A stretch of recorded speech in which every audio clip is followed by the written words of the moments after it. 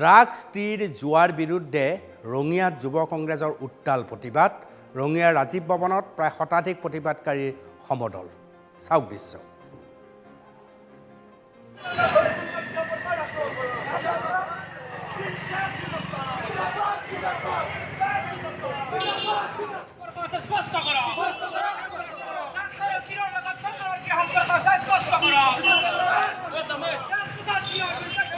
আজি আমি কামৰূপ জিলা যুৱ কংগ্ৰেছে ৰঙিয়াত প্ৰতিবাদ সাব্যস্ত কৰিছোঁ, কিয়নো বৰ্তমান সময়ত ড্ৰাগছ আৰু জুৱাৰ যি আচলতে অবৈধ ৰমৰমীয়া বেহা চলিছে ৰঙিয়াত।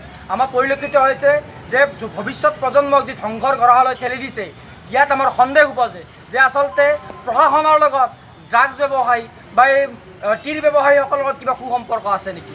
আমাৰ সন্দেহ উপজে। যোৱা সংবাদ সম্প্ৰচাৰ আজি কেইবাদিন আগতে সংবাদ সম্প্ৰচাৰ হৈছিল এজন ব্যক্তিৰ বিৰুদ্ধে, গৌতম কলিতা নামৰ ব্যক্তিৰ বিৰুদ্ধে, কিন্তু তেওঁৰ লগত এতিয়ালৈকে কোনো ধৰণৰ ব্যৱস্থা গ্ৰহণ কৰাৰ পৰিলক্ষিত হোৱা নাই। তেওঁৰ ফটো দেখিবলৈ পোৱা গৈছে ভৱেশ কলিতাৰ লগত। তেওঁৰ